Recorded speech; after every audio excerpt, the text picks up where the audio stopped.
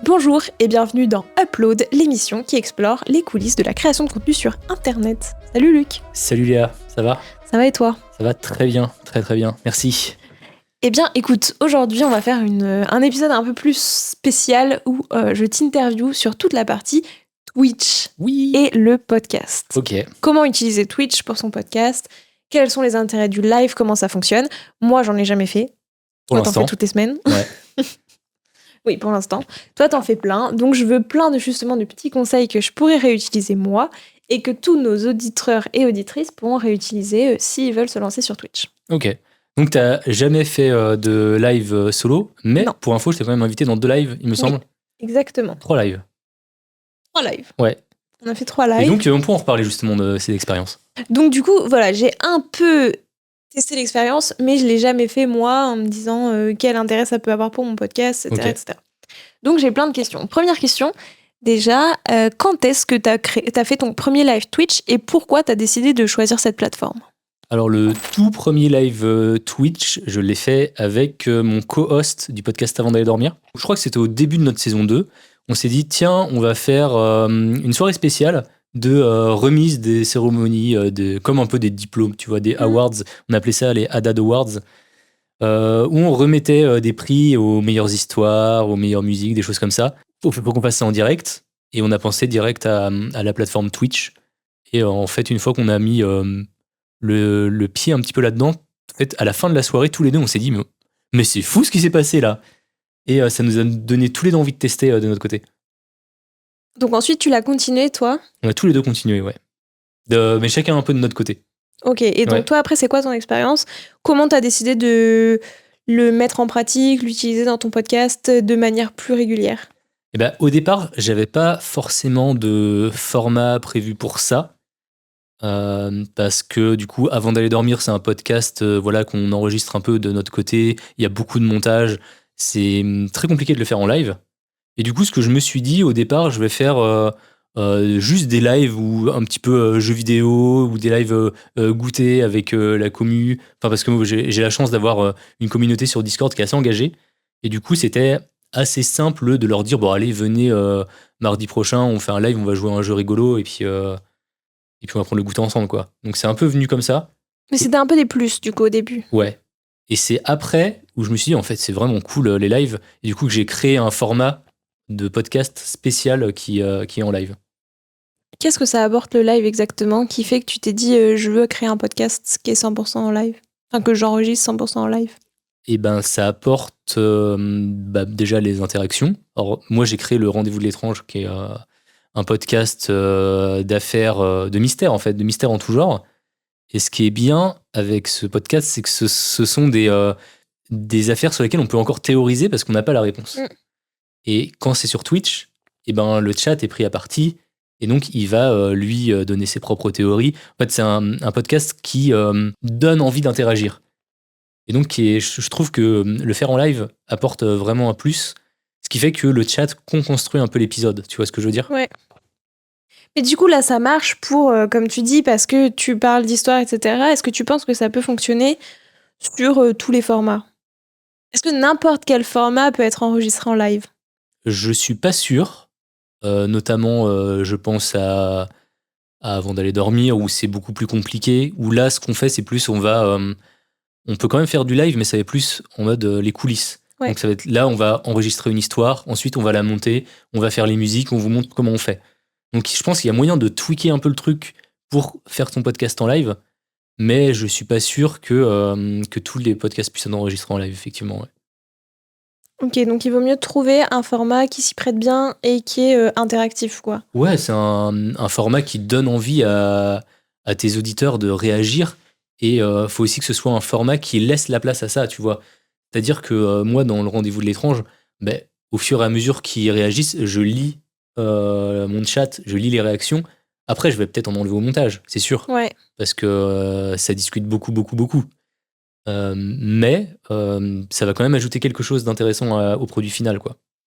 Oui, donc avoir aussi un format effectivement où toi tu vas l'utiliser. Le tout, c'est pas de faire du live pour faire du live sans forcément regarder justement les réactions des gens, mais vraiment les intégrer au podcast ou au live que tu es en train de créer, quoi. Je trouve autant, si t'es en live, autant construire un format qui s'y prête, quoi. Après, je dis pas que, genre, si tu fais une interview classique, bah voilà, pourquoi pas la faire en live, hein, pourquoi pas, on pourrait faire un épisode d'Upload en live.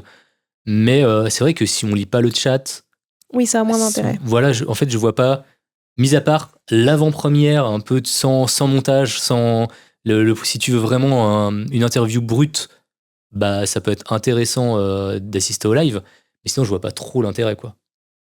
Alors maintenant, j'ai des petites questions, tu vois, vraiment en mode conseil sur le live en tant que tel.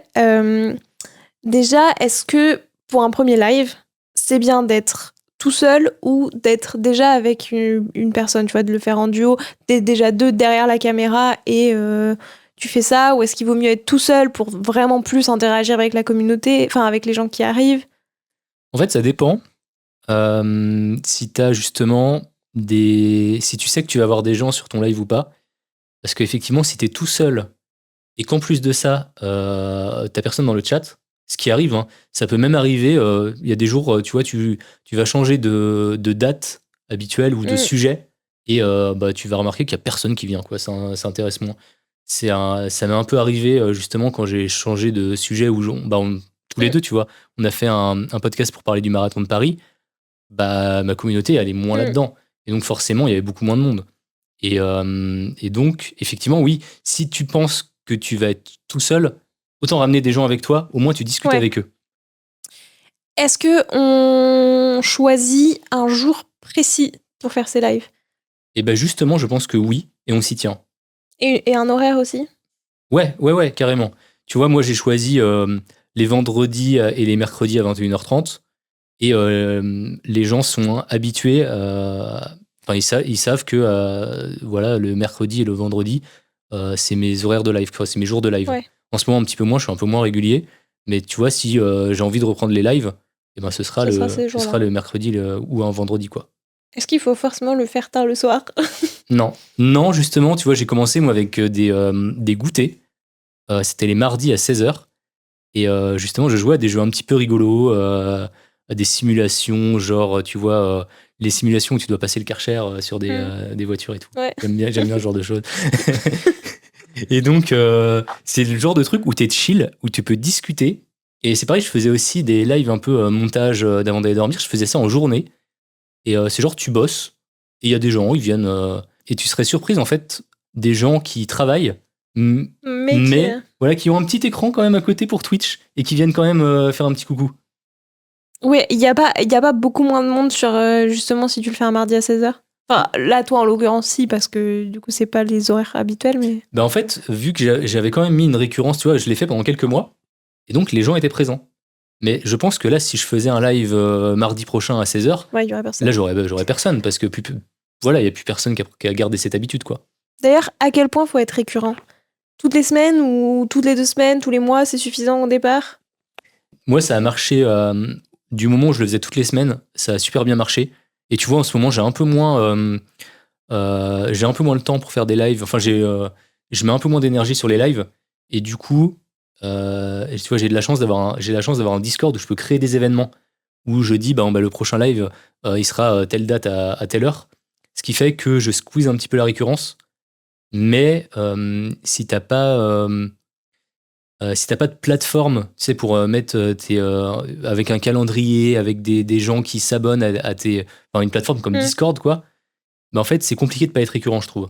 Sur quelle plateforme on fait ces lives? Parce que, bon, il y a Twitch, qui est effectivement la plateforme la plus connue, mais pourquoi pas, il y a Instagram, il y a YouTube qui le développe pas mal. Est-ce que, sur quelle plateforme est-ce qu'on choisit? Je pense qu'il faut être sur la plateforme que toi, déjà, tu aimes bien consommer, ou alors la plateforme où tu as déjà une communauté de construite. Et tu vois, moi, j'ai commencé Twitch, tu vois, de zéro. J'avais 0 abonnés sur Twitch. Je les ai fait venir grâce à Discord. Mais tu vois, si j'avais commencé vraiment de zéro, si j'avais pas Discord, je pense que j'aurais peut-être plus commencé sur Instagram, voire YouTube, parce que tu vois, j'ai une chaîne YouTube, la chaîne YouTube du label, où là, tu as déjà des abonnés. Et du coup, Twitch, c'est très compliqué de commencer avec zéro. Ouais, c'est ça. Ouais. Mais même T'as n'importe quoi, non? Ouais, en fait, t'as zéro découvrabilité sur Twitch. Mais dans tous les cas, il vaut mieux avoir déjà une communauté qui te connaît avant de te lancer en live, non? Ouais. Vaut mieux avoir bâti quelque chose avant. C'est très compliqué de commencer ta carrière de créateur en faisant des lives sur Twitch. Ouais. Mm. Non, mais même un live, enfin, j'ai envie de dire même un live sur Instagram. Si t'as personne qui te suit sur Instagram, personne va venir regarder. Ouais. En fait, personne sait ce que tu Alors, proposes, donc faut déjà Instagram, avoir je connais un petit peu moins. Est-ce que quand tu swipes des reels, tu tombes pas des fois sur des lives un peu au hasard? Non, ça, c'est TikTok. TikTok, ouais. TikTok le fait, mais Instagram, je crois Ok. pas. Ou alors c'est nouveau, mais... Mm. Bah, Instagram, tu reçois une notification si c'est les gens que tu suis. Ouais.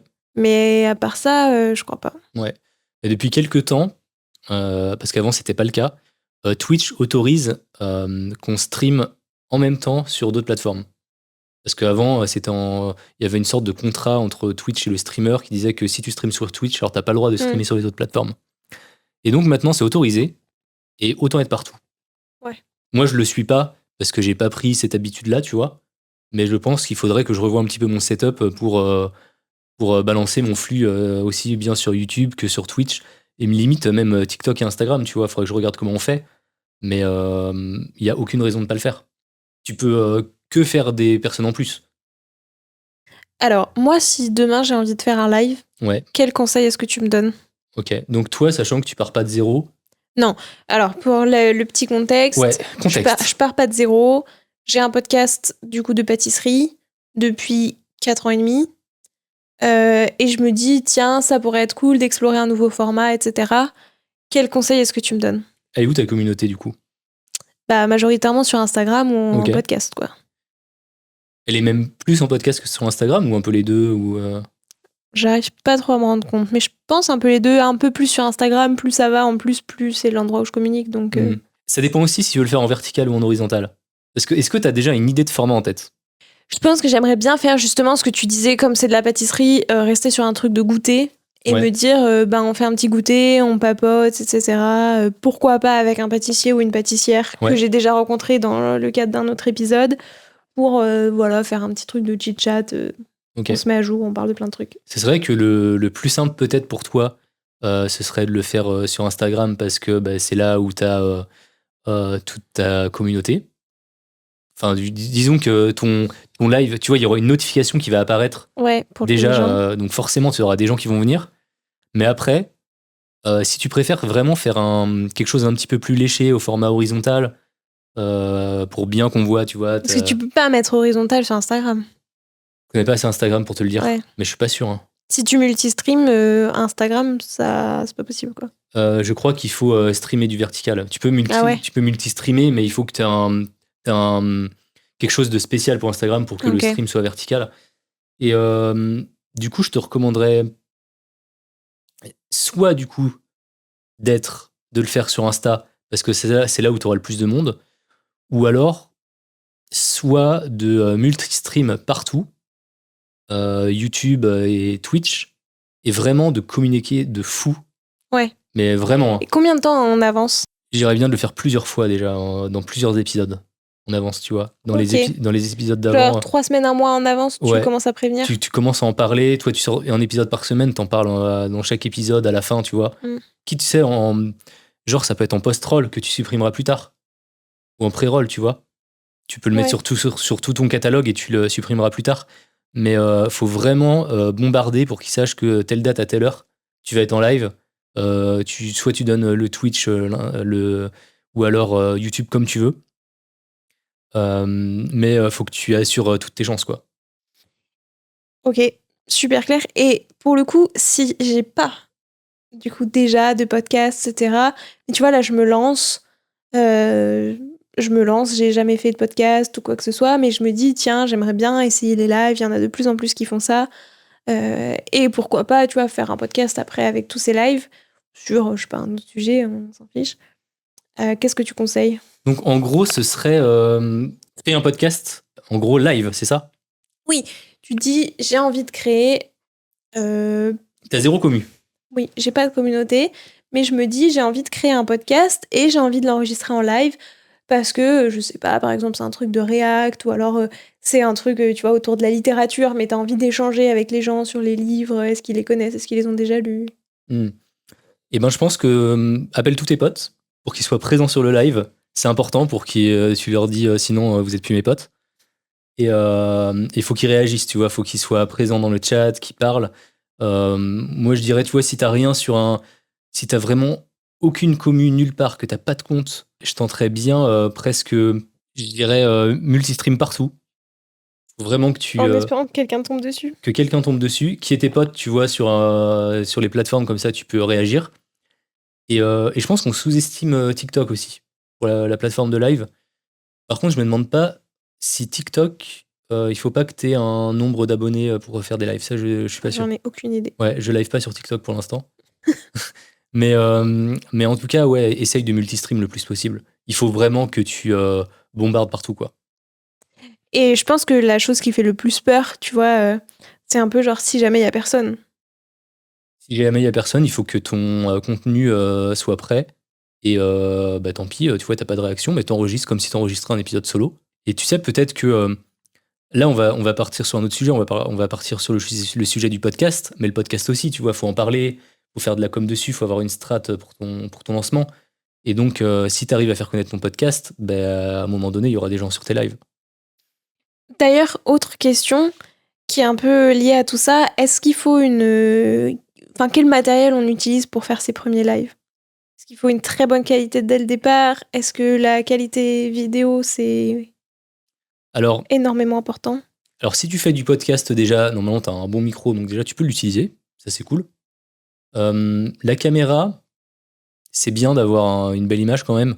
Mais après, pour les premiers, pour tester, pour voir déjà si le format te plaît, s'il y a du monde qui vient, s'il y a des réactions, va pas investir 500 Ouais. balles dans une caméra, quoi.